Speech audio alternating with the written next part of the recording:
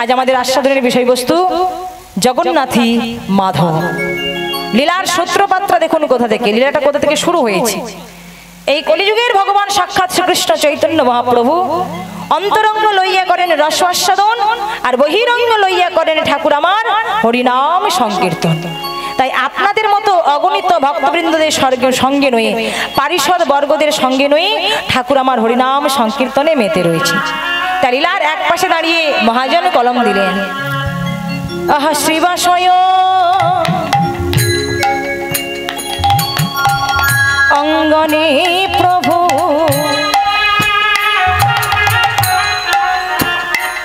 প্রভু আমার নাচে বাহু তুলে গো গোড়ায় আমার শিবাশয় গণে প্রভু প্রভু আমার নাচে বাহু ও তুলি তুলি গো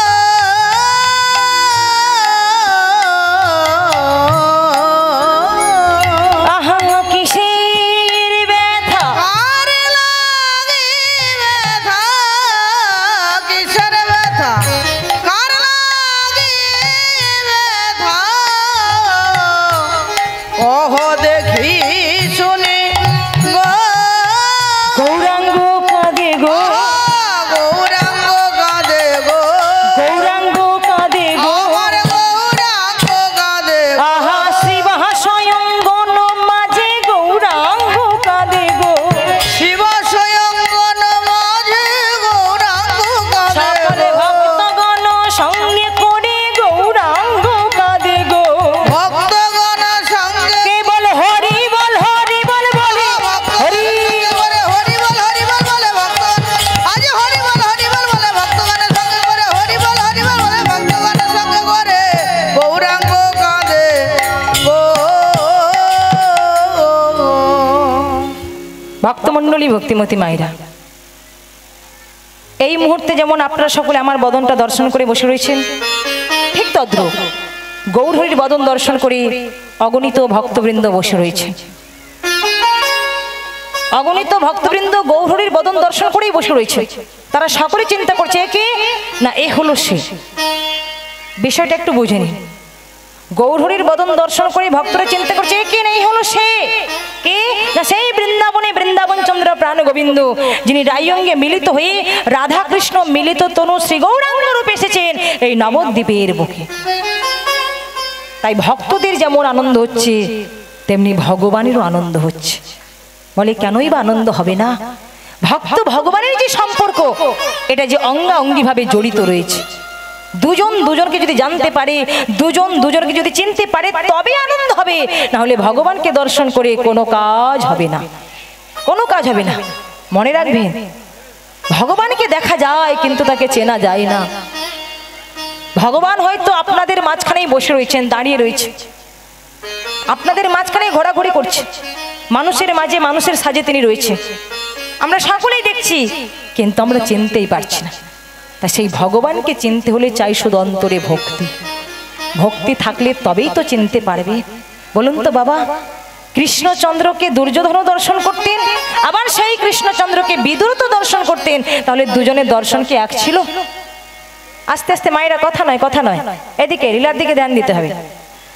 ভগবান কৃষ্ণচন্দ্রকে দুর্যোধন দর্শন করতেন, অপরদিকে বিদুর তো দর্শন করতেন, তাহলে চিন্তা করুন দুজনের দর্শন কিন্তু এক ছিল না বাবা।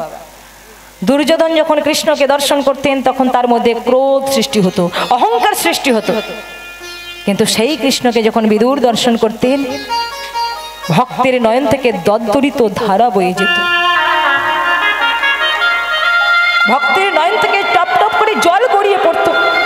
তাহলে ভেবে দেখুন, ভগবান স্থির, তিনি পরিবর্তন হচ্ছেন না, শুধু আমাদের দেখার দৃষ্টিভঙ্গিটাই পরিবর্তন হয়ে যায়। আমরা যে যেমন ভাব নিয়ে তাকে দর্শন করব, যে যেমন ভাব নিয়ে তার আরাধনা করব, যে যেমন ভাব নিয়ে তাকে ডাকবো, তিনি সেইভাবেই আমাদের কাছে ধরা দিবেন, সেইভাবে আমাদেরকে কৃপা করবেন। গীতাতে ভগবান কৃষ্ণচন্দ্র অর্জুনকে বলেছিলেন, হে অর্জুন, যে যথামাং প্রপদ্যন্তে স্তাং তথৈব ভজাম্যহম মম বর্তমানো অনুবর্তন্তে জগতে মনুষ্য পার্থ সর্বস্ব, অর্থাৎ এ জগতে তোমরা যে যেভাবে আমাকে ডাকবে আমি সেইভাবে তোমাদের কাছে ধরা দেব। নেতাই গৌর প্রেমানন্দে হরি হরি। তাই আজকে ভক্ত ভগবানকে চিনতে পেরেছে, তাই ভক্তের মধ্যে আনন্দ হচ্ছে, আমার ভগবানের মধ্যেও আনন্দ হচ্ছে। আর ঠিক এমতো অবস্থায় ভক্তদের সঙ্গে হরিনাম গাইতে গাইতে, কৃষ্ণ নাম করতে করতে প্রভুর যে কি হয়ে গেল ভক্তরা কেউ কিছু বুঝতেই পারছে না। প্রভু হরিনাম করা বন্ধ করে দিয়ে এক পাশে গম্ভীরভাবে দাঁড়িয়ে রয়েছে। শ্রীবাস ঠাকুর তাড়াতাড়ি করে এসেছে, চরণের তলে বসে করজোড়ে প্রার্থনা করে বলে, দয়াময়, ওহে প্রভু, ওহে কৃপাময়, তুমি তো আপন মনে কৃষ্ণ নাম গাইছিলে, তুমি তো আপন মনে হরিনাম গাইছিলে, কিন্তু এমন কি হয়ে গেল যে আজকে হরিনাম করা বন্ধ করে দিয়ে তুমি এক পাশে গম্ভীরভাবে দাঁড়িয়ে রয়েছো? বলো না, বলো না প্রভু, কি হয়েছে তোমার?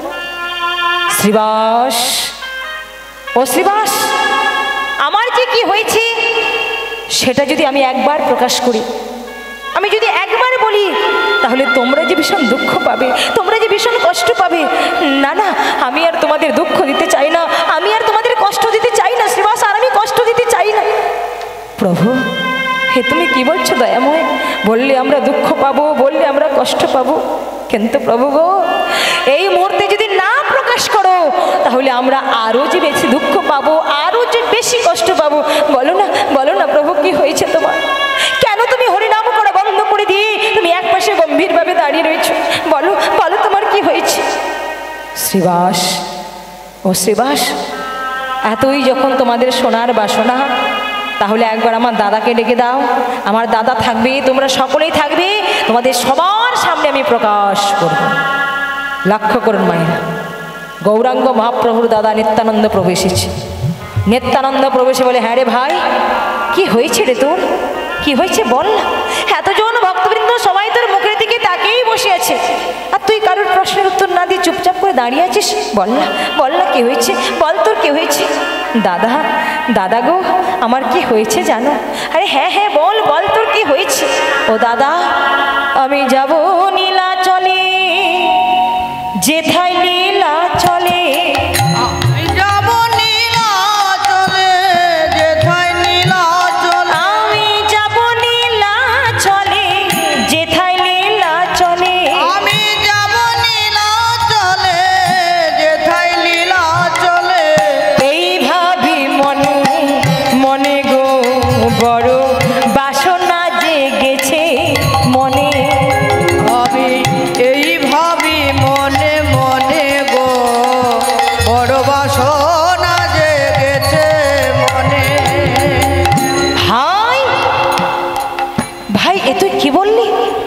নবদ্বীপ ছেড়ে নীলাচলে কেন ভাই? এই নবদ্বীপে কি হরিনাম গাইতে ভালো লাগছে না? এখানে কৃষ্ণ নাম করতে কি আর ভালো লাগছে না? বলে, না না দাদা, ভালো তো আমার লাগছে, কিন্তু কি জানো, আজ থেকে প্রায় 5,500 বৎসর আগে মধুমসূধাম বৃন্দাবনে রাধা কৃষ্ণের নিত্যলীলা হতো। আজও নাকি হচ্ছে সেই লীলা। তবে কোনো ভক্ত যদি একবার প্রেমের নয়ন নিয়ে গিয়ে দর্শন করে, কোনো ভক্ত যদি একবার ভক্তি ভরে দর্শন করে, একমাত্র সেই ভক্তই দর্শন করতে পারে রাধা কৃষ্ণের অপ্রাকৃত লীলা মাধুর্য। তাই দাদা গো, বৃন্দাবনে যেমন রাধা কৃষ্ণের নিত্যলীলা হচ্ছে, তেমনি শ্রীক্ষেত্র পরিধামে ভক্ত আর ভগবানের যে লীলা হচ্ছে, সেই লীলা দর্শন করবার জন্য ও দাদা যাব লীলা চলে, লীলা চলে, যাব লীলা চলে, লীলা চলে, লীলা চলে, লীলা চলে, যাব লীলা চলে, লীলা চলে, ভক্ত ভগবানে যাব লীলা চলে, লীলা চলে, আজ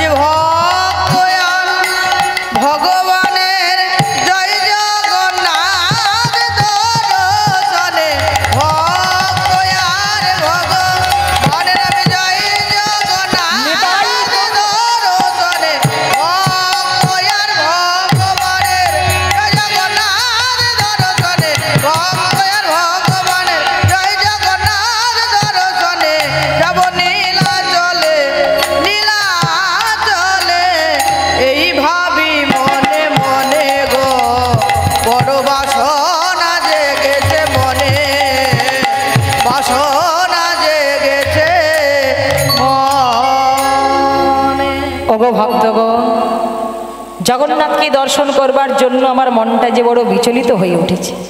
তাই তোমরা শুধু একবার অনুমতি দাও, একবার অনুমতি দাও, আমি আমার দাদাকে সঙ্গে করে নিয়ে গিয়ে যেন জগন্নাথকে দর্শন করে আসতে পারি। ভক্তরা চরণ দুখানা জড়িয়ে ধরেছে। দয়াময়, আজকে তোমার মধ্যে বাসনা জেগেছে, তোমার মধ্যে ইচ্ছে প্রকাশ হয়েছে, জগন্নাথ দেবকে দর্শন করবে, ভগবানকে দর্শন করবে। প্রভু গো, আমরা তো বাধা দিতে পারি না, আমরা তো বাধা দিতে পারি না। তবে হ্যাঁ, বাধা আমরা দেব না, কিন্তু তোমার চরণে শুধু এটুকু নিবেদন করব, ওই শ্রীক্ষেত্র পরিধামে গিয়ে ওখানে কেন নতুন ভক্ত পেয়ে আবার তুমি যেন আমাদের কথা ভুলে যেও না। দয়াময়, আমাদের কথা ভুলে যেও না। এই আমরা সকলে মিলে তোমার আশাপথে নয়ন দিয়েই বসে থাকলাম, তুমি যেন আমাদের কথা ভুলে যেও না। ভক্তির চাওয়াটা দেখো মায়েরা, মনে রাখবে, যারা ভক্ত হয় তারা কখন আন বাঞ্ছা করে না। ভক্তির বাসনা ভক্তির মতো হওয়া চাই। আন বাঞ্ছা করি আমরা, কিন্তু যারা ভক্ত হয় তারা কখন আন বাঞ্ছা করে না। ভক্তির বাসনা ভক্তির মতো হওয়া যায়। ওই যে শিশুর নেহারি লক্ষ্য মাতৃস্তন পানে, মাতালের স্থির লক্ষ্য মদিনা সন্ধানে, সতী খুঁজে পুঁজিবারো পতির চরণ, কুলোটা লক্ষ্যই কিসে পড়ো মন, বানরে লক্ষ্যই ফলের বাগানে, শুকুনে লক্ষ্যই দুর্ভাগাড়ির সন্ধানে, শ্রীগালী লক্ষ্যই বৃত দেহ করে টানাটানি, নিন্দুকে লক্ষ্যই পরনিন্দা জানি, পণ্ডিতের লক্ষ্যই তর্ক উপার্জন, আর প্রকৃত ভক্তির লক্ষ্য হয় শ্রীহরির চরণ।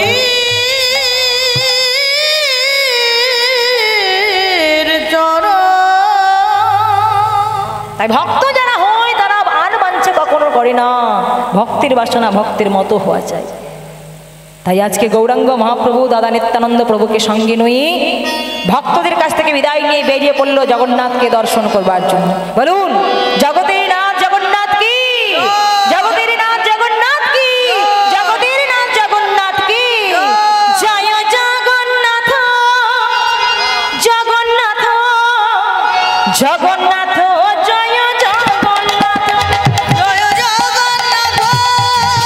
জগন্নাথ জগন্নাথ জগন্নাথ, জয় জগন্নাথ জয় জগন্নাথ জগন্নাথ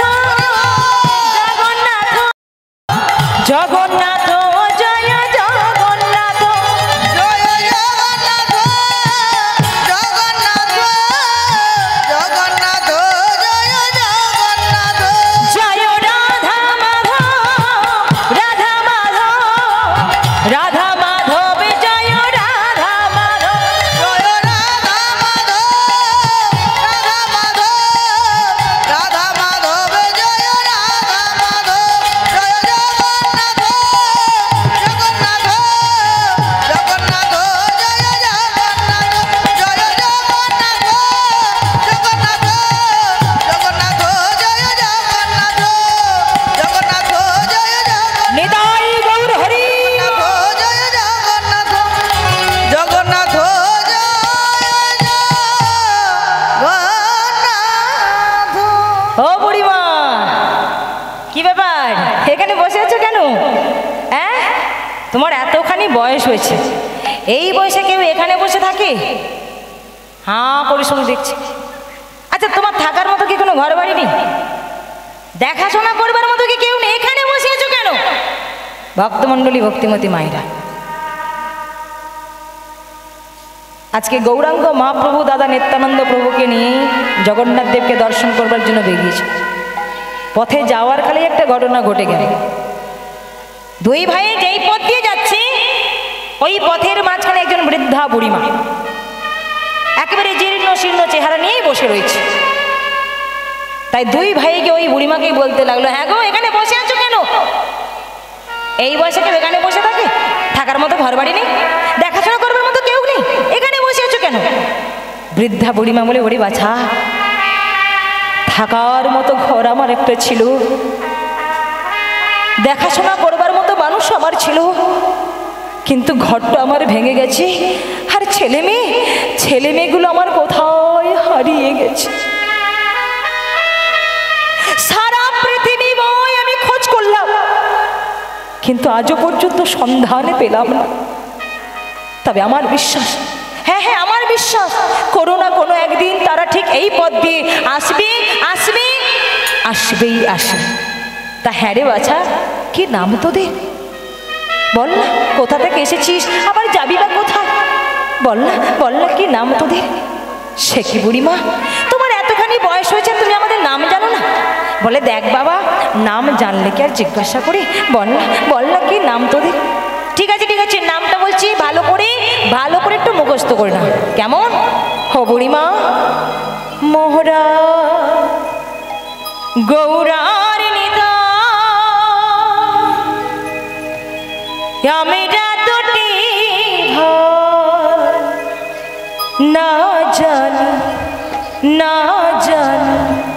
না জানি আপন মোরা গৌরার নিতাই, আমরা দুটি ভাই, না জানি আপন পর। মোরা গৌরার নিতাই, আমি দুটি ভাই না জানি আপন মোরা গৌরার নিতাই, আমরা দুটি ভাই, না জানি আপন পর। মোরা গৌরার নিতাই। ও বুড়িমা, নামটা তো বললাম, এবার বসতিটা কোথায় সেটা বলছি, ভালো করে শুনে না। আমরা কোথায় বাস করি একটু ভালো করে শুনি না। মোরা ছিলাম নদেবাসী, নবীন সন্ন্যাসী, ছিলাম নদেবাসী, নবীন মোরা সন্ন্যাসী। ছিলাম নদেবাসী, নবীন সন্ন্যাসী, ছিলাম নদেবাসী, নবীন সন্ন্যাসী। তাই ফিরি দেশান্তর,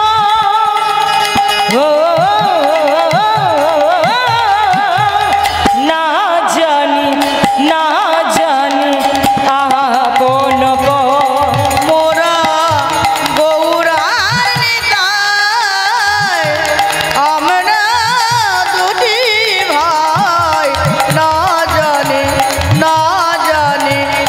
আপন পর।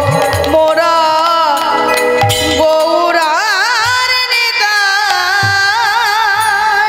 তাহলে মায়েরা ছেলে দুটো কি নাম বললো গো? মোরা গৌরার নেতাই। এইবার একটা কথা বলো তো বুড়িমা, এই যে তুমি বলছো তোমার ছেলে মেয়েদের সারা পৃথিবীময় খোঁজ করছো, আজও পর্যন্ত সন্ধান পেলে না, তা বুড়িমা গো, তোমার ওই ছেলে মেয়েদের একটু রূপের বর্ণনা দাও না। আমরা তো বিভিন্ন জায়গায় ঘুরে বেড়াই, আমরা তো বিভিন্ন জায়গায় গিয়ে থাকি, তা এমন রূপের মানুষ যদি আমরা কখনো দেখি, সবার আগে এসে তোমাকেই জানিয়ে যাব, তোমার কাছে সংবাদটা নিয়ে আসবো। বলো বুড়িমা, তোমার ওই ছেলে মেয়েদের রূপের বর্ণনা বলো। ভক্তমণ্ডলী, ভক্তিমতী মায়েরা লক্ষ্য করুন, ওই বৃদ্ধা বুড়িমা একটু একটু করে সেই ছেলের রূপের বর্ণনা দিচ্ছে। বলে ওরে বাছা, আমি যাকে খোঁজ করছি তার মাথাতে কি সুন্দর একটা চূড়ো বাঁধা আছে, গলাতে বনফুলের মালা, হাতে বাঁশি, কোটিতে পিত ধরা, চরণী সোনার নূপুর, আর জানিস তার মুখের হাসিটা না বড় মধুর ছিল রে। কিন্তু একদিন হঠাৎ করে একে একে সবাইকে ডেকে নিয়ে চলে গেল, একে একে সবাইকে সঙ্গে করে নিয়ে চলে গেল। এই বৃদ্ধা বুড়িমাকে আর সঙ্গে নিল না রে, এই বৃদ্ধা বুড়িমাকে আর সঙ্গে নিল না। হরি হরি বল। তাই সারা পৃথিবীময় আমি তাদেরকেই খোঁজ করছি, কিন্তু আজও পর্যন্ত আমি সন্ধানে পেলাম না, আজও পর্যন্ত সন্ধানে পেলাম না। কিন্তু আমার বিশ্বাস, হ্যাঁ আমার দৃঢ় বিশ্বাস, কোনো না কোনো একদিন তারা ঠিক এই পথ দিয়ে আসবেই। মায়েরা, এবার আপনারা চিন্তা করে বলুন তো, বৃদ্ধা বুড়িমা আজকে যে রূপের বর্ণনা দিয়েছে, বলুন এখানে কার কথা বলা হচ্ছে মা? ওই যে মাথাতে চূড়ো বাঁধা আছে, গলাতে বনফুলের মালা, হাতে বাঁশি, চরণে নূপুর, কার কথা বলা হচ্ছে? ভগবান কৃষ্ণচন্দ্র। দেখুন, ভগবান কৃষ্ণচন্দ্র এসেছিলেন দাপর যুগে, কিন্তু বর্তমানে এটা কলিযুগ। তাহলে এই কলিযুগের মাটিতে দাঁড়িয়ে অমর উপরে মানুষ তুমি পাবে কোথায়? বুড়িমা, তোমার চিন্তাধারা নিয়ে তুমি থাকো, এখন আমরা আসি, এখন আমরা আসি। যেই নিতাই গৌর হরিনাম গাইতে গাইতে চলে যাচ্ছে, বৃদ্ধা বুড়িমা পেছন থেকে ডাক দিয়েছে, ওরে ওরে নিতাই গৌর, ওরে নিতাই গৌর, যাস না, যাস না বাচ্চা, যাস না, আমাকে একা ফেলে চলে যাস। ওরে এতক্ষণে আমি বুঝেছি, এতক্ষণে আমি বুঝেছি, এতদিন ধরে আমি যাদের আশা পথে নয়নে দিয়ে বসে আছি তারাই যে হলি তোরা। হ্যাঁ হ্যাঁ, তারাই হলি তোরা। যাস না, যাস না বাচ্চা, আমাকে একা ফেলে চলে যাস না। ওরে ওরে নিতাই গো, আমি বহুদিন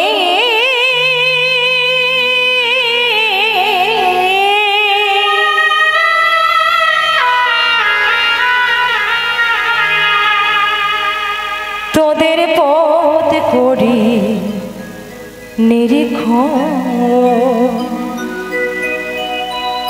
কবে তোরা আসবি পথে, আমি করব দর্শন, কবে তোরা আসবি পথে, আমি করব দর্শন। আমি বহুদিন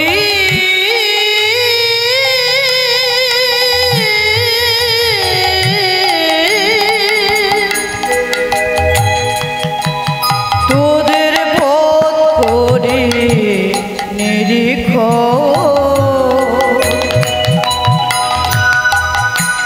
কবে তোরা আসবি পথে, আমি করব দর্শন, কবে তোরা আসবি পথে,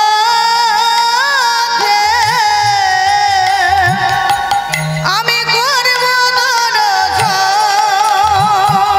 আমি বহুদিন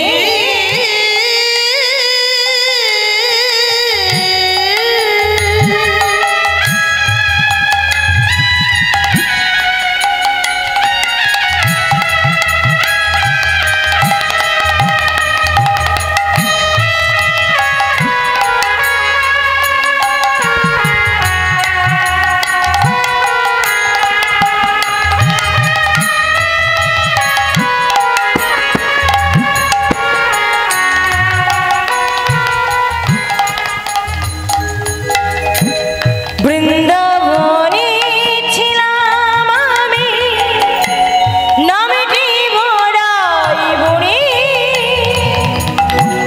রাধা কৃষ্ণের নিত্য লীলা ছিলাম অভিসারী।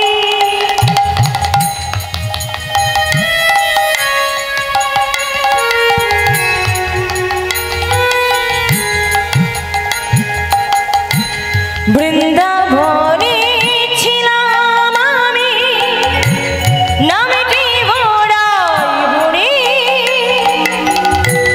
রাধা কৃষ্ণের নিত্য লীলা ছিলাম অভিসারী।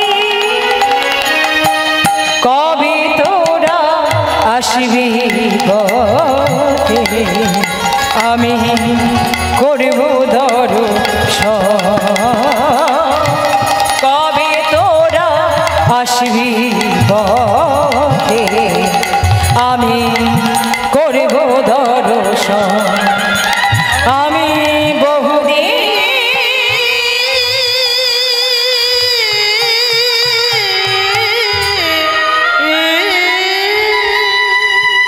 বুড়িমা, বুড়িমা গো, ও বুড়িমা, তুমি একদম ঠিকই বলেছ। হ্যাঁ হ্যাঁ, তুমি একদম ঠিকই ধরেছ। বৃন্দাবনের কানাই বলাই আমরাই হলাম এই নদিয়ার চৈতন্য নিতাই। এটা তুমি জানলে আর কিন্তু কাউকে বলো না, আর কাউকে বলো না।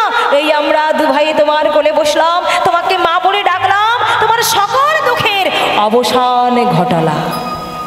ভক্তমণ্ডলী, ভক্তিমতী মায়েরা, তাহলে এবার বুঝতে পেরেছেন তো এই বুড়িমা আসলে কে? এই বুড়িমা কে গো? সেই বৃন্দাবনের বড়াই বুড়ি, যিনি হলেন রাধা কৃষ্ণের লীলা সম্পাদনকারিণী যোগমায়া পূর্ণমাসী। নিতাই গৌরকে কোলে পেয়েছে, আনন্দের সীমা ধরছে না। নিতাই গৌর লইয়া বুড়ি কোলে বসাইল, স্নেহ ভরে বদনেতে চুম্বন করিল, আনন্দের সীমা ধরছে না। কিন্তু লক্ষ্য করুন মায়েরা, এই বুড়িমার কোলে বসতে বসতে হঠাৎ নিত্যানন্দ প্রভুর লক্ষ্য পড়ে গেল কিছুটা দূরে রয়েছে একটা পিপুল বৃক্ষ, আর ওই বৃক্ষের তলাতে রয়েছে একটা সমাধি মন্দির। শুধু তাই নয়, ওই সমাধি মন্দিরে লেখা রয়েছে জগন্নাথী মাধব। সঙ্গে সঙ্গে বলে, হ্যাঁ গো বুড়িমা, তুমি তো বলছো এখানে বহুদিন ধরে অপেক্ষা করছো, তাহলে নিশ্চয়ই তুমি জানো। ওই দেখো বুড়িমা, পিপুল বৃক্ষের তলায় রয়েছে সমাধি মন্দির, আবার তাতেই লেখা রয়েছে জগন্নাথী মাধব। বলতে পারো বুড়িমা, কেমন পবিত্র ভক্ত ছিল গো, কেমন পরম ভক্ত ছিল যে ভক্তের সমাধি মন্দিরে ভগবান জগন্নাথের নাম লেখা রয়েছে। বলে, ওরে বাছা, আমি জানবো না তো আর জানবে কে? আমি জানবো না তো জানবে কে? তোরা বস, আমি তোদেরকে ওই ভক্তের কথা শোনাবো। লক্ষ্য করুন মায়েরা, আজকে নিতাই গৌর হলো শ্রোতা, আর বক্তাকে না সেই বৃদ্ধা বুড়িমা। ভক্তমণ্ডলী, ভক্তিমতী মায়েরা, তবে আজকে আপনারাও যে আসনটিতে বসে রয়েছেন এটাও কিন্তু বড় পবিত্র আসন, বড় পবিত্র আসন। নববিধা ভক্তি সর্বপ্রথমেই বলা হয়েছে শ্রবণং, তারপরেই বলা হয়েছে কীর্তনং। শ্রবণং কীর্তনং বিষ্ণু শরণং পাদ সেবনং অর্চনং বন্দনং দাস্যং সক্ষং আত্মনিবেদনং। 9টা রাস্তা ভগবানের কাছে যাওয়ার জন্য আমাদের জীবনে 9টা রাস্তা, 9টা পথ খোলা রয়েছে, আর যার প্রথম স্থান দখল করেই কিন্তু আপনারা বসেছেন, তাই না? এবার আপনারা বলুন তো বাবা, আজকে যে আপনারা এই হরিবাসরে এসেছেন, বলুন সকলে কি এক রাস্তা ধরে এসেছেন? ও মায়েরা, সকলে কি এক রাস্তা ধরে এসেছেন? সকলে কিন্তু আমরা এক রাস্তা ধরে আসি না, বিভিন্ন জন বিভিন্ন পথ অবলম্বন করেছি, কিন্তু এসেছি আজকের হরিবাসরে। ঠিক তদ্রূপ ভগবানের কাছে যাওয়ার জন্য আমাদের জীবনে 9টা রাস্তা, 9টা পথ খোলা রয়েছে, আর যার প্রথম স্থান দখল করেই আপনারা বসেছেন হরিনাম শ্রবণ করবার জন্য। কারণ এই শ্রাবণের মধ্য দিয়ে মুক্তি পেয়েছিলেন এই কলিযুগের প্রথম রাজা, ধার্মিক রাজা, দয়াল রাজা। তিনি হলেন মহারাজ পরীক্ষিত, যার ব্রহ্ম শাপ হয়েছিল। ব্রাহ্মণের ছেলে যাকে অভিশাপ দিয়েছিল, ওই যে শ্রমিক মুনির গলায় মৃত সর্প দেওয়ার অপরাধী তার ছেলে সিংহী অভিশাপ দিয়েছিল যে আমার পিতার গলায় মৃত সর্প ঝুলিয়ে দিয়েছে, অভিশাপ দিলাম 7 দিন পরে তার তক্ষক দংশনে মৃত্যু হয়ে যাবে। তবে মায়েরা, সেদিন মহারাজ পরীক্ষিত মৃত্যুকে ভয় পাননি, মৃত্যুকে ভয় ছিল না, কারণ তিনি জানেন যে জন্ম যখন হয়েছে, জন্মের সাথে সাথে মৃত্যুটাও আমার জন্ম নিয়ে ফেলেছে, তাই মৃত্যুকে ভয় ছিল না। তিনি ভয় পেয়েছিলেন একটাই কারণে, যে কি করে মুক্তি পাবে, এই ব্রহ্ম সাপ থেকে কিভাবে মুক্তি পাবে, এটাই ছিল ভয়। যখন গুরুদেবের চরণাশ্রিত হলেন, সেদিন গুরুদেব সুপরামর্শ দিয়েছিলেন যে দেখো, তুমি যদি যাগযজ্ঞ করো তাহলে তোমার অনেক সময় লেগে যাবে, কারণ যজ্ঞের যে প্রয়োজনীয় জিনিসপত্র এগুলো জোগাড় করতে করতে মাসের পর মাস কেটে যাবে, কিন্তু সময় মাত্র 7টা দিন। তুমি যদি ধ্যানে বসো, ধ্যানে শুধু মনটাকে কন্ট্রোল করতে তোমার বছরের পর বছর কেটে যাবে, কিন্তু সময় মাত্র 7টা দিন।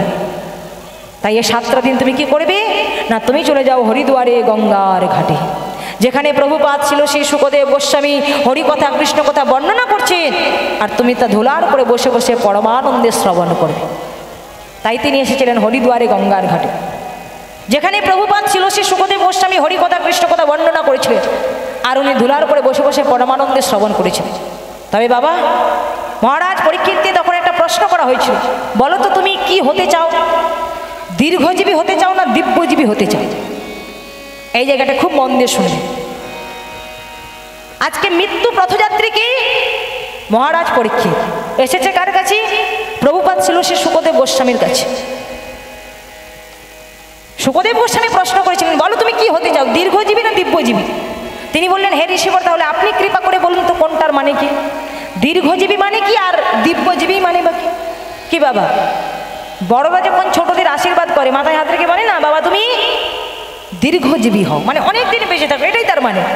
আর দিব্যজীবী, ভগবানের তত্ত্বকে হৃদয়ঙ্কন করে যদি কেউ মরতে পারে, একমাত্র সেটাই হয় দিব্যজীবী। কি মা, বোঝা গেল? ভগবানের তত্ত্বকে হৃদয়ঙ্কন করে যদি কেউ মরতে পারে, সেটাই হয় দিব্যজীবী। তাহলে হে ঋষিবর, আমার দীর্ঘজীবী হওয়ার দরকার নেই, আমার অনেক দিন বেঁচে থাকার দরকার নেই, দয়া করে আপনি আমায় দিব্যজীবী করে দিন। ভগবানের তত্ত্বকে হৃদয়ঙ্কন করে যেন মরতে পারি, দয়া করে আপনি আমায় সেই ব্যবস্থাই করে দিন। তাই এক সপ্তাহ না সেবা করে না ঘুমিয়ে তিনি হরিনাম শ্রবণ করেছেন। ধরার করে বসে বসে ভাবতে পারেন মায়েরা, আপনারা তবু তো আসনে বসেছেন, চেয়ারে বসেছেন, কর্তৃপক্ষ ভক্তদের বসার জন্য কত সুন্দর করে প্যান্ডেল সাজিয়েছে, বসার আসন দিয়েছে, এত সুন্দর করে সাউন্ড সিস্টেম, এত সুন্দর করে প্যান্ডেল সাজানো হয়েছে, ভক্তরা যাতে ভালো করে হরিনাম শ্রবণ করে তার জন্য এত সুন্দর সাউন্ড সিস্টেম, এত পরিষেবা, এত সুযোগ সুবিধা। তবুও দেখুন আসরে মাত্র 3 ঘন্টা আমরা ধৈর্য ধরেই বসতে পারি না, চঞ্চল হয়ে পড়ি, কখন কীর্তন শেষ হবে, বারবার এদিক ওদিক ঘুরে ঘুরে তাকাই, সামনে পেছনে পা ছড়িয়ে বসি, একবার উঠে চলে যায় আসর থেকে, তাই না? চঞ্চল হয়ে পড়ি। কিন্তু সে জায়গায় মহারাজ পরীক্ষিত শুধু 3 ঘন্টা নয়, 1 সপ্তাহ 7 দিন না সেবা করে না ঘুমিয়ে হরিনাম তিনি শ্রবণ করেছেন। ভাবতে পারেন, যার দাদু ছিলেন তৃতীয় পাণ্ডব অর্জুন, আবার তার রথের সারথি ছিলেন পরমেশ্বর ভগবান কৃষ্ণচন্দ্র। বংশটা দেখুন কত বড়, এসেছিলেন চন্দ্রবংশে, আর যে চন্দ্রবংশের প্রথম পুরুষ হলেন পরমাত্মা ভগবান শ্রী বিষ্ণু। বিষ্ণুর নাভি থেকে সৃষ্টি ব্রহ্মা, ব্রহ্মার পুত্র অত্রি, অত্রির পুত্র সোম, সোমের পুত্র বুধ, বুধের পুত্র পুরুরবা, পুরুরবার পুত্র আয়ুষ, আয়ুষের পুত্র নহুষ, নহুষের পুত্র যজাতি, যজাতির পুত্র যদু, যদুর পুত্র কুরু, কুরুর পুত্র জন্মেঞ্জয়, জন্মেঞ্জয়ের পুত্র প্রচিষ্যণ, প্রচিষ্যণের পুত্র মনুষ্য, মনুষ্যের পুত্র চারুপদ, চারুপদের পুত্র রুদ্রাসন, রুদ্রাসনের পুত্র হৃদেশু, হৃদেশুর পুত্র রক্তিনাথ, রক্তিনাথের পুত্র রেভি, রেভির পুত্র দুষ্মন্ত, দুষ্মন্তের পুত্র ভরত, ভরতের পুত্র ইক্ষু, ইক্ষুর পুত্র সংবরণ, সংবরণের পুত্র সুধনু, সুধনুর পুত্র সহদ্র, সহদ্রের পুত্র চবন, চবনের পুত্র কৃতি, কৃতির পুত্র উপরিচর বসু, উপরিচর বসুর পুত্র জরাসন্ধু, জরাসন্ধুর পুত্র সমাপি, সমাপির পুত্র কুকু, কুকুর পুত্র জম্ভু, জম্ভুর পুত্র সুরত, সুরতের পুত্র বিদুরথ, বিদুরথের পুত্র আজুকানু, আজুকানুর পুত্র অক্রধন, অক্রধনের পুত্র দেবতিথি, দেবতিথির পুত্র ঋক, ঋকের পুত্র দিলীপ, দিলীপের পুত্র প্রদীপ, প্রদীপের পুত্র শান্তনু, শান্তনুর পুত্র বিচিত্রবীর্য, বিচিত্রবীর্যের পুত্র পাণ্ডু, পাণ্ডুর পুত্র অর্জুন, অর্জুনের পুত্র অভিমন্যু, আর অভিমন্যুর পুত্র ছিল এই মহারাজ পরীক্ষিত। নেতাই গৌর প্রেমানন্দে। তাহলে আজকে আপনারা সেই আসন দখল করেই বসেছেন হরিনাম শ্রবণ করবার জন্য। তাহলে ভক্তমণ্ডলী, ভক্তিমতী মায়েরা, আপনারাও যদি মহারাজ পরীক্ষিতের ভাব নিয়ে শ্রবণ করেন তাহলে আপনাদেরও নরদের মুক্তি হবেই হবে। নেতাই গৌর প্রেমানন্দে হরি। দুলহন বানকে প্যারি রাধা রানী हमारी, রাধে।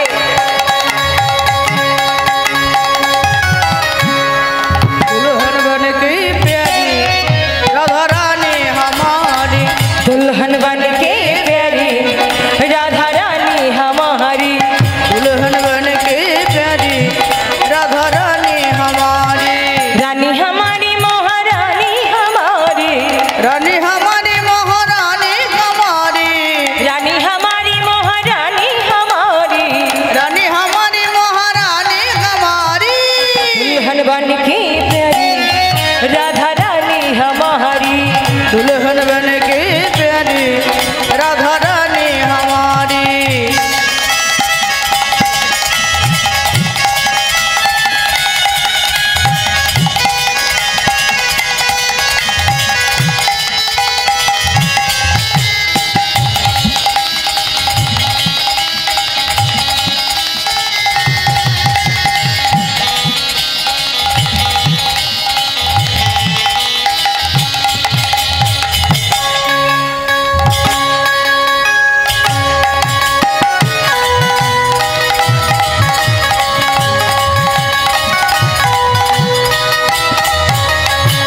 একবার বলো রাধা রাধা, একবার বলো রাধা রাধা, मिट जाऊंगी जीवन की बाधा। मिट जाएंगे जीवन की बाधा। ও মাইরা, আমি যদি সর্বক্ষণ রাধা নাম উচ্চারণ করি তাহলে বলুন তো আমার জীবনে কি কখনো বিপদ আসবে না? কি বাবা, আপনি যদি সর্বক্ষণ রাধা নাম উচ্চারণ করেন তাহলে জীবনে কি বিপদ আসবে না? বিপদ আসবে, বিপদ সবার জীবনে আসবে, কারণ আমরা মায়াবদ্ধ জীব, বিপদ আসবে। কিন্তু মনে রাখবেন, যে বিপদটা তাল হয়ে আসার কথা সেটা তিল হয়ে দেখা দিয়ে চলে যাবে, যেটা মহা বিপদ হয়ে আসার কথা সেটা সামান্য একটুখানি বিপদ ঘটিয়েই চলে যাবে।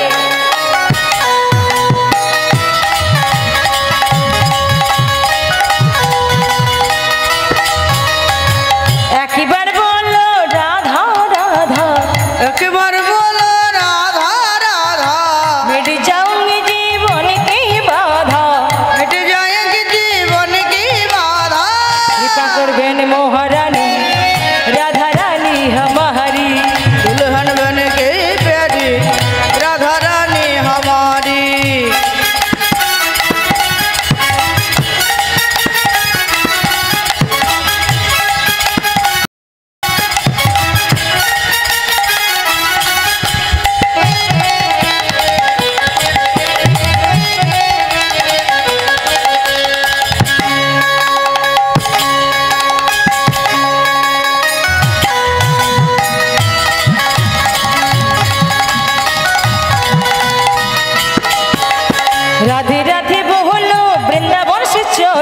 রাধে রাধে বলো বৃন্দাবন সে চলো রাধে রাধে বলো বৃন্দাবন সে চলো রাধে রাধে বলো বৃন্দাবন সে চলো করবেন মহারানী রাধা রানী हमारी दुल्हन बन के प्यारी राधा रानी हमारी दुल्हन बन के प्यारी राधा रानी हमारी बोलो राधे राधे राधे राधे राधे राधे बोल बोलो राधे राधे राधे राधे राधे राधे बोल बोलो राधे राधे राधे राधे राधे राधे बोल बोलो राधे राधे राधे राधे राधे राधे बोल সবাই মিলে বলুন राधे राधे राधे राधे राधे राधे राधे राधे बोल राधे राधे राधे राधे राधे राधे बोल राधे राधे राधे राधे राधे राधे बोल राधे राधे राधे राधे बोल राधे राधे राधे राधे राधे আস্তে কি ব্যাপারটা বুঝতে পেরেছেন মায়েরা আপনাদেরটা নেওয়ার জন্য আমাদেরটাকে থামিয়ে দিলাম শুধু আমরা এসে করে যাবো তাতে বললে হবে না আপনারাও এসেছেন সংসারের অমূল্য সময় নষ্ট করে তাহলে সময়টাকে একটু সময়ের মতো কাজে লাগাতে হবে দেখুন এমন দিন আর আমাদের জীবনে আসবে কিনা কোনো নিশ্চয়তা নেই কোনো গ্যারান্টি নেই কারণ নিঃশ্বাসে তো বিশ্বাস নেই হরিবাসরে আছি এই মুহূর্তে নাও থাকতে পারে সব ওনার ইচ্ছা উনি মনে করে রাখতে পারে আবার নাও রাখতে পারে তাহলে সময়টাকে সময়ের মতো কাজে লাগাতে হবে সবাই মিলে হাত তুলে বলো রাধে রাধে রাধে রাধে राधे राधे बोल জোরে জোরে। राधे राधे राधे আহা রাধে राधे राधे राधे बोल राधे राधे राधे राधे राधे राधे बोल राधे राधे राधे राधे राधे राधे बोल राधे राधे राधे राधे बोल राधे राधे राधे राधे राधे राधे बोल राधे राधे राधे राधे राधे राधे बोल राधे राधे राधे राधे राधे राधे बोल राधे राधे राधे राधे राधे राधे बोल राधे राधे राधे राधे राधे राधे बोल राधे राधे राधे राधे राधे राधे बोल दुल्हन बन के प्यारी राधा रानी हमारी जय जय राधा रानी की जय जय राधा रानी की जय जय राधा रानी की निताई गौर प्रेमानंदे हरि बोल। राधा रानी हमारी মায়েরা জয়টা সকলে দিয়েছেন না ফাঁকি দিয়েছেন ফাঁকি দিয়েছেন ফাঁকি দিলে কোনো লাভ হবে না আমাদের চোখে ফাঁকি দিয়ে কোনো লাভ হবে না ধরা আপনি পড়ে যাবে তাই না এই জগতে সবার চোখে ফাঁকি দেওয়া যায় কিন্তু কখনো ভগবানের চোখে নয় তাহলে যে যেমন কর্ম করবে সে কিন্তু তেমনই ফল পাবে ওই যে কেহ রাজা কেহ ভিখারির বেশে কেহ কেহ তরুতলে আছে উপবাসে কেহ রাজরানী কেহ চাকরানী কারোর দুধে চিনি কারোর শাকে বালি মন দিয়ে শোনো রে ভাই কর্ম ফল ছাড়া এই জগতে আর কিছু নাই তাহলে যে যেমন কর্ম করবে সে আজকে তেমনই ফল পাবে প্রেম সে নেতাই গৌর প্রেমানন্দে হরি হরি হরি। हरि बोल हरि हरि बोल লীলার যে জায়গাতে ছিলাম আজকে ওই বৃদ্ধা বুড়িমা নেতাই গৌর দুই ভাইয়ের কাছে বলতে লাগলো ওই যে সমাধি মন্দির যে মহান ভক্ত মহাসাধককে সমাধিস্থ করা হয়েছে ওই ভক্তের নাম ছিল মাধু দাস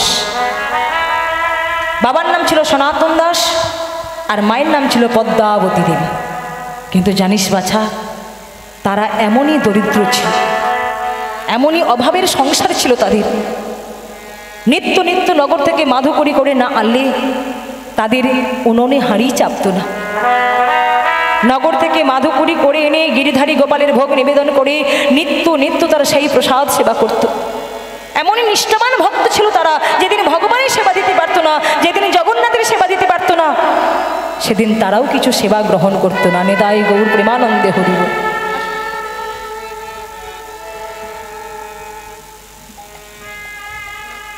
নমস্কার এই দেবী প্রসাদ ঘটকের এই যে 24 প্রহর নামযজ্ঞ চলছে তার আজকে এই যে পালা কীর্তন হচ্ছে রাধাকৃষ্ণ সম্প্রদায় এই রাধাকৃষ্ণ সম্প্রদায়ের গানে মুগ্ধ হয়ে সুলতানপুর গ্রাম নিবাসী নবকুমার প্রামাণিক এই সম্প্রদায়কে 150 টাকা দিয়ে পুরস্কৃত করছেন আশা করি আপনারা সমর্থন করবেন। निताई गौर प्रेमानंदे हरि बोल हरि बोल हरि हरि बोल জয় রাধে প্রেম সে সকলে বলুন নিতাই গৌর প্রেমানন্দে হরি হরি বলুন। বৃদ্ধা বুড়িমা বলে ওরে বাছা তারা এমনই দরিদ্র ছিল নিত্য নিত্য নগর থেকে মাধুকরি করে না আনলে তাদের উনুনে হাঁড়ি চাপত না মাধুকরী করে এনে গিরিধারী গোপালের ভোগ নিবেদন করে নিত্য নিত্য তারা সেই প্রসাদ সেবা করত। কিন্তু যেদিন ভগবানের সেবা দিতে পারতো না, গোপালের সেবা দিতে পারতো না, সেদিন তারাও কিছু সেবা নিত না, উপবাস করে কাটিয়ে দিত। এমনই নিষ্ঠাবান ভক্ত ছিল তারা। কিন্তু এক সময় একটানা 1 সপ্তাহ বৃষ্টি হওয়ার ফলে প্রাকৃতিক দুর্যোগের জন্য ওই ভক্ত সনাতন দাস কয়েকদিনের জন্য আর ভিক্ষায় বেরোতে পারেন। কিন্তু মা পদ্মাবতী দেবী প্রতিদিনের ন্যায় আজও সকালে স্নান করে গোপালের মন্দিরে এসেছে মর্দিন মার্জন করবার জন্য। কিন্তু সেদিন মা মন্দিরে এসে কি দেখলো জানে? মন্দিরের গিরিধারী গোপাল যেন মাকে কেঁদে কেঁদে বলেছিল, মা, মা গো, আমার বড্ড ক্ষুধা পেয়েছে, দাও না কিছু খেতে। ক্ষুধার জ্বালা আমি যে সহ্য করতে পারছি না, দাও না, দাও না, আমার শীঘ্র করে আমায় কিছু সেবা।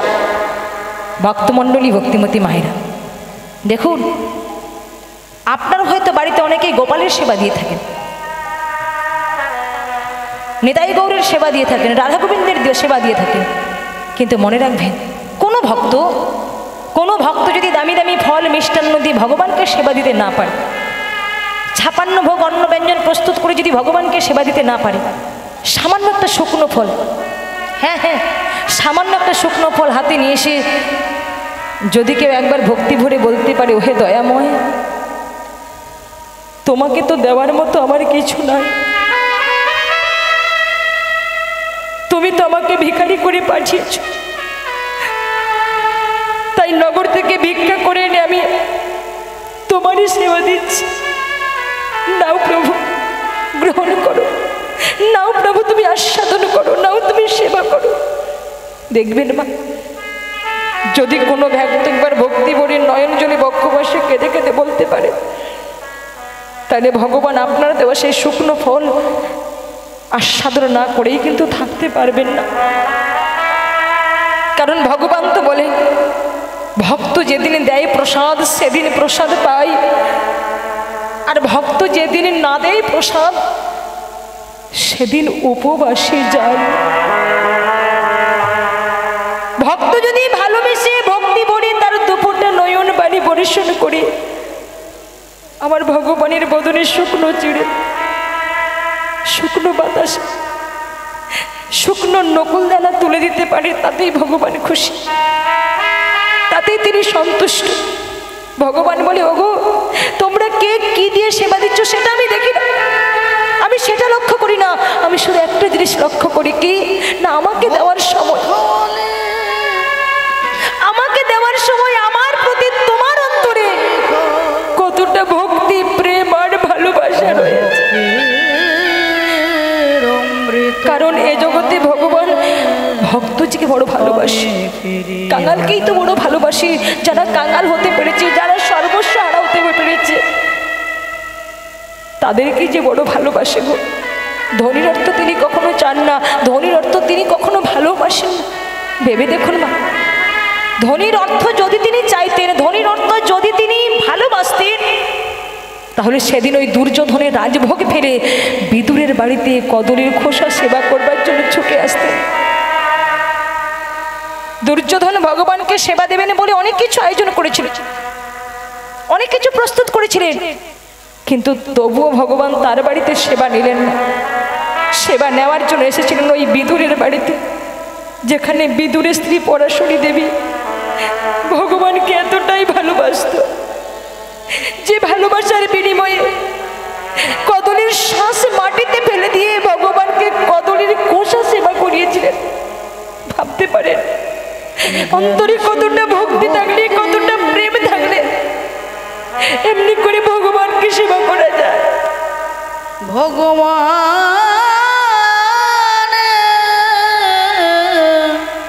বলুন তো মা, ওই সময় যদি ভগবান একটু প্রতিবাদ করতে, যে মা তুমি কি করছো, শ্বাস মাটিতে ফেলে দিয়ে তুমি আমাকে খোসা সেবা দিচ্ছ, কৃষ্ণ প্রেমে বিদুর, ওই সময় যদি ভগবান প্রতিবাদ করতেন, বলুন তাহলে ওই মেয়েটাকে ভক্তি করে ভগবানের সেবা দিতে পারতেন? কাঙালকেও যে বড় ভালোবাসে, যারা কাঙাল হতে পেরেছে, যারা সর্বহারা হয়েছে, এই জগৎ কিন্তু তাকেও মনে রেখেছে। সম্পত্তির মধ্যে জীবের কোন সম্পত্তি গণি না, রাধা কৃষ্ণ প্রেমী যার একমাত্র সেই বড় ধনী। শুধু টাকা পয়সা বাড়ি গাড়ি থাকলে, বিষয় সম্পত্তি থাকলে ধনী ব্যক্তি হওয়া যায় না। এই জগতে ধনী ব্যক্তি সেইজন হতে পেরেছে যেজন তার হৃদয় মাঝারি রাধা গোবিন্দের প্রেম ভক্তিকে ধরে রাখতে পেরেছে। নিতাই গৌর প্রেমানন্দে। মা পদ্মাবতী দেবী গোপালের ভাব দর্শন করে তাড়াতাড়ি করে বাইরে বেরিয়ে এসেছে। স্বামীর কাছে এসে বলছে, হ্যাঁ গো স্বামী, আমি মন্দিরে গিয়ে কি দেখলাম জানো?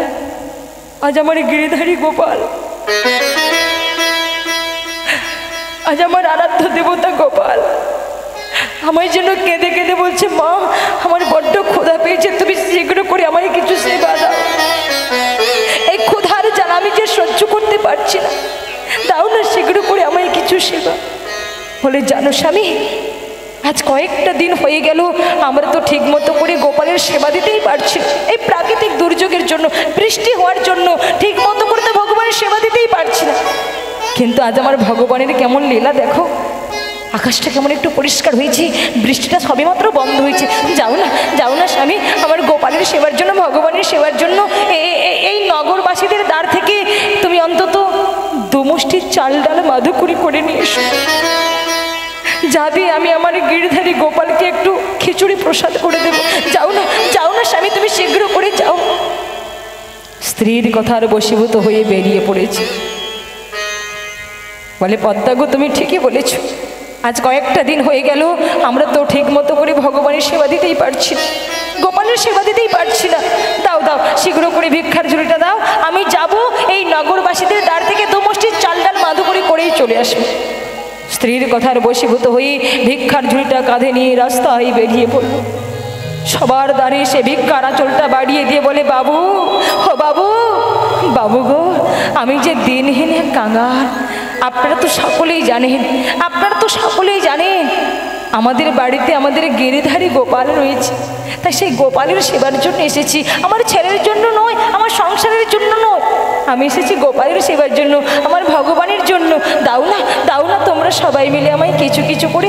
বাবু, ও বাবু, বাবু গো,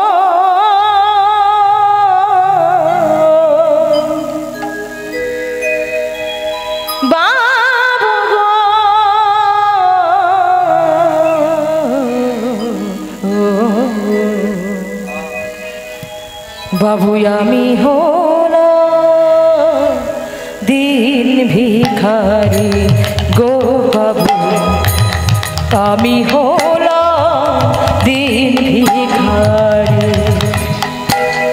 বাবু গো,